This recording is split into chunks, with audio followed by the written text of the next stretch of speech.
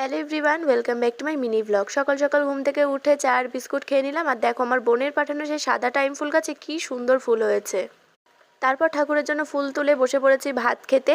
আজকে ছিল ফেনা ভাত আর আলু ভাতে। আর আজকে দুপুরের মেনুতে হবে সর্ষে ইলিশ, সেই জন্য পোস্ত, সর্ষে, নারকেল দিয়ে একটা পেস্ট বানিয়ে নিয়েছি, কাঁচা লঙ্কা নুন দিয়ে। তার যেটা ফোড়ন দিয়ে মাছ চারটে দিয়ে দিলাম। আসলে ছোট একটা ইলিশ মাছ নিয়ে এসেছিল, কালকে শাশুড়ি মার জন্য এক পিস রান্না করে দিয়েছিলাম, আর এই 4 পিস মতো ছিল। তো তেলের মধ্যে মাছগুলো দিয়ে মশলার পেস্টটা দিয়ে একটুখানি মিক্সি ধোয়া জল দিয়ে ঢেকে দিয়েছি। আর আজকে করব মূলোর ঘন্ট, সেই জন্য এখন মূলোগুলো গ্রেট করে নিচ্ছি।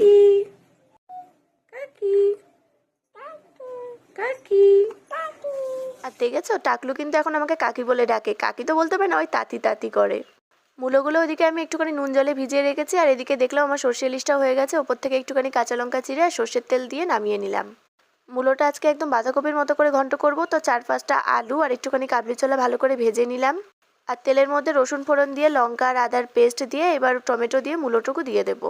আজকে প্রথমবার এইভাবে মূলোর রেসিপি ট্রাই করছি, আগে কোনো দিন খাইনি। তো এবার ভেজে রাখা আলু আর কাবলি চানাগুলো দিয়ে ভালো করে মিক্স করে দেবো। নামানোর আগে ওপর থেকে বেশ খানিকটা চিনি আর ভাজা জিরে গুঁড়ো দিয়ে নামিয়ে নেব। তো এই যে আজকে আমার রান্নাবান্না সর্ষে ইলিশ আর মূলোর ঘন্ট।